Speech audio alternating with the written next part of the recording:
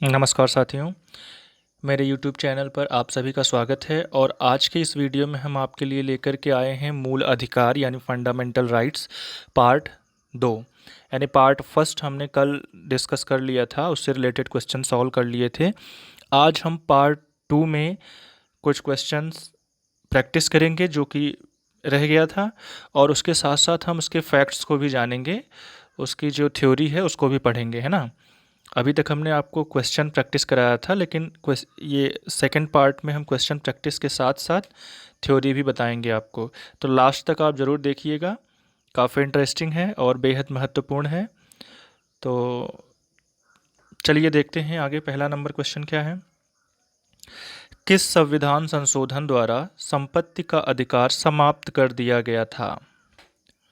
28वें संविधान संशोधन द्वारा, 42वें संविधान संशोधन द्वारा, 51वें संविधान संशोधन द्वारा, या 44वें संविधान संशोधन के द्वारा?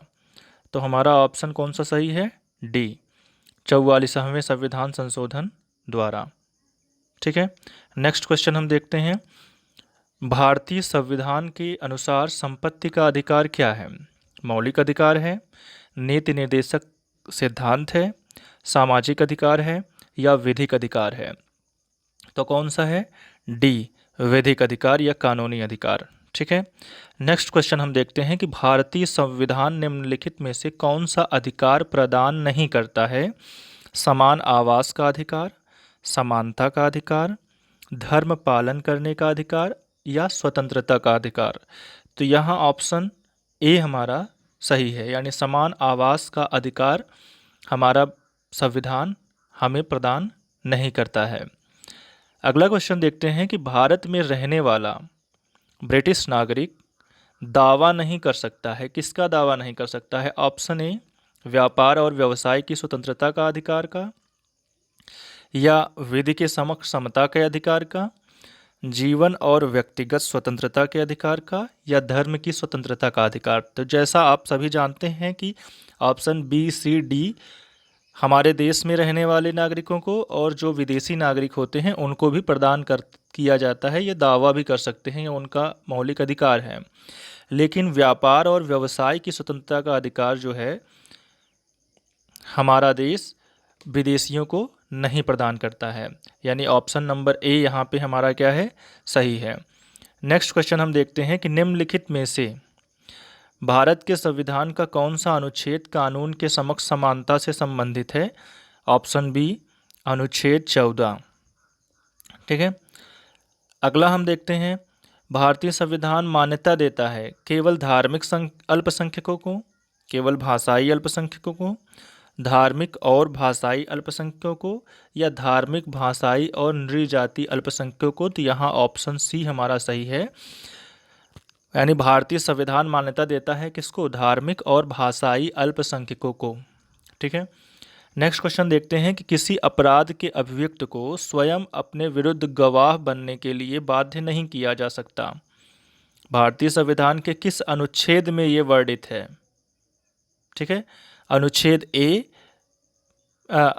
ऑप्शन ए, अनुच्छेद 20 में वर्णित है ये। ठीक है, नेक्स्ट क्वेश्चन देखते हैं कि बंदी बनाए गए व्यक्ति के मौलिक अधिकारों की रक्षा किस अनुच्छेद में प्रदत्त है? अनुच्छेद 22 में। ठीक, निम्नलिखित में से किस एक प्रलेख को किसी व्यक्ति की स्वतंत्रता का महानतम रक्षक माना जाता है? ऑप्शन बी, बंदी प्रत्यक्षीकरण। ठीक है, अगला क्वेश्चन हम देखते हैं कि बंधुआ मजदूर उन्मूलन अधिनियम संसद ने कब पारित किया था? कब पारित किया था? तो ऑप्शन बी, 1976 में। अगला क्वेश्चन, आइए अब क्वेश्चन समाप्त करते हैं, यहाँ से हम थ्योरी पढ़ना शुरू करते हैं, है ना। जानते हैं मूल अधिकार के बारे में। क्वेश्चन हमने काफ़ी प्रैक्टिस कर लिया है, अब थ्योरी देखते हैं। संविधान के भाग 3 में अनुच्छेद 12 से 35 तक मूल अधिकारों के बारे में विवरण दिया गया है। अब प्रश्न बनता है कि मूल अधिकार को लिया कहाँ से गया है? तो मूल अधिकार को अमेरिका के संविधान से लिया गया है। पहले मूल अधिकारों की संख्या कितनी थी? 7 थी। मूल रूप से मूल संविधान में मूल अधिकारों कितनी संख्या थी? 7। और वर्तमान में कितनी है? 6 है। ठीक है। संपत्ति का जो अधिकार है उसको 44वें संविधान संशोधन अधिनियम 1978 के द्वारा सूची से हटा दिया गया था और संपत्ति के अधिकार को कहाँ पे रख दिया गया? भाग 12 के अनुच्छेद 300 क के तहत कानूनी अधिकार बना दिया गया। और ये 6 जो मौलिक अधिकार हैं वो क्या क्या हैं? समता का अधिकार जो कि अनुच्छेद 14 से 18 में वर्णित है, स्वतंत्रता का अधिकार अनुच्छेद 19 से 22 तक, शोषण के विरुद्ध अधिकार अनुच्छेद 23-24, धर्म की स्वतंत्रता का अधिकार 25 से 28, संस्कृति और शिक्षा संबंधी अधिकार अनुच्छेद 29-30, संवैधानिक उपचारों का अधिकार अनुच्छेद 32।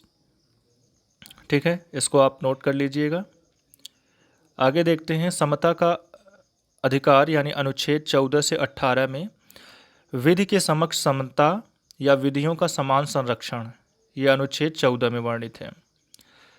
धर्म, मूलवंश, लिंग, जन्म स्थान के आधार पर विभेद का प्रतिषेध अनुच्छेद 15, लोक नियोजन के विषय में अवसर की समता अनुच्छेद 16, अस्पृश्यता का अंत और उसका आचरण निषिद्ध, ये कहाँ वर्णित है? अनुच्छेद 17 में वर्णित है।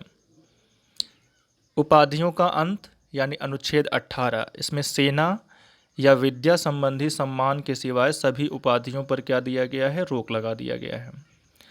स्वतंत्रता का अधिकार, अगला कौन सा है? स्वतंत्रता का अधिकार। अभी हमने समानता का अधिकार पढ़ लिया, अब स्वतंत्रता का अधिकार। स्वतंत्रता का अधिकार अनुच्छेद 19 से लेकर के 22 में वर्णित है। जो अनुच्छेद 19 है उसमें 6 अधिकारों की सुरक्षा की जाती है। वाक और अभिव्यक्ति की स्वतंत्रता, सम्मेलन की स्वतंत्रता यानी हम सम्मेलन कर सकते हैं, संघ बना सकते हैं, कहीं भी संचरण कर सकते हैं, भारत में कहीं भी निवास कर सकते हैं या कोई भी व्यवसाय या वृत्ति को अपना सकते हैं, ये हमें अधिकार दिया गया है अनुच्छेद 19 में। ठीक है, आगे हम देखते हैं कि अनुच्छेद 20 क्या कहता है? अपराधों के लिए दोष सिद्धि के संबंध में संरक्षण। इसके लिए एक हम सेपरेट वीडियो बनाएंगे जिसमें हम डिटेल से पढ़ेंगे, है ना। इसके लिए तो अभी हम शॉर्ट में पढ़ते हैं। अपराधों के लिए दोष सिद्धि के संबंध में संरक्षण अनुच्छेद 20, प्राण एवं दैहिक स्वतंत्रता का अधिकार अनुच्छेद 21 और अनुच्छेद 21 में का जोड़ दिया गया है 86वां संविधान संशोधन द्वारा, जिसमें हमें प्रारंभिक शिक्षा का अधिकार प्रदान किया गया है। अनुच्छेद 22 कुछ दशाओं में गिरफ्तारी और निरोध से संरक्षण। शोषण के विरुद्ध अधिकार, अगला शोषण के विरुद्ध अधिकार अनुच्छेद 23 से 24 में वर्णित है, जिसमें अनुच्छेद 23 है बलात् श्रम का प्रतिषेध और अनुच्छेद 24 है कारखानों आदि में बच्चों के नियोजन का प्रतिषेध। अगला धर्म की स्वतंत्रता का अधिकार अनुच्छेद 25 से 28 में है, जिसमें अनुच्छेद 25 में है अंतःकरण की और धर्म के अबाध रूप से मानने, आचरण और प्रचार करने की स्वतंत्रता। अनुच्छेद 26 में धार्मिक कार्यों के प्रबंधन की स्वतंत्रता, प्रबंध कर सकता है धार्मिक कार्यों की। अनुच्छेद 27 में है किसी धर्म की अभिवृद्धि के लिए करों के संदाय के बारे में स्वतंत्रता, यानी किसी भी अपने धर्म की वृद्धि के लिए वो कोई भी अल्पसंख्यक हो चाहे जो भी हो वो कर ले सकता है। कुछ शिक्षा संस्थाओं में धार्मिक शिक्षा या धार्मिक उपासना में उपस्थित होने की स्वतंत्रता है, ये हमारे संविधान के अनुच्छेद 28 में वर्णित है। अगला देखते हैं संस्कृति और शिक्षा संबंधी अधिकार अनुच्छेद 29 से 30 में है। अल्पसंख्यकों की भाषा, लिपि और संस्कृति की सुरक्षा अनुच्छेद 29 और शिक्षा संस्थाओं की स्थापना और प्रशासन करने का अल्पसंख्यक वर्गों का जो अधिकार है वो कहाँ पे सुरक्षित है? अनुच्छेद 30 में। सबसे लास्ट जो हमारा है संवैधानिक उपचारों का अधिकार अनुच्छेद 32। डॉक्टर भीमराव अंबेडकर ने इसे क्या कहा है? संविधान की आत्मा कहा है। मूल अधिकारों का प्रवर्तन कराने के लिए उच्चतम न्यायालय जाने का अधिकार हमें यहाँ से मिलता है अनुच्छेद 32 से। आगे हम देखते हैं कि अनुच्छेद 32 जो संवैधानिक उपचारों का अधिकार है, इसमें 5 याचिकाएं शामिल है, 5 रीट है। उन रीटों को हम जानते हैं। बंदी प्रत्यक्षीकरण, परमादेश, प्रतिषेध, उत्प्रेषण, अधिकार परीक्षा। ये 5 याचिकाएं हैं जो कि हमारे मौलिक अधिकारों की सुरक्षा करते हैं। अब लास्ट पॉइंट हम ये देखते हैं कि शिक्षा का अधिकार जो कि अनुच्छेद 21 क में वर्णित है।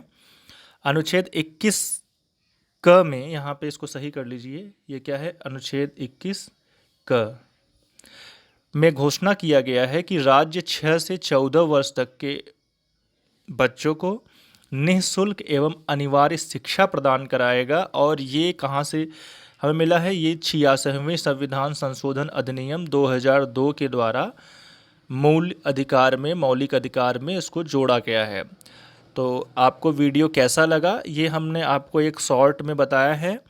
डिटेल में हम एक अलग वीडियो अपलोड करेंगे, तो उसको आप देखिएगा।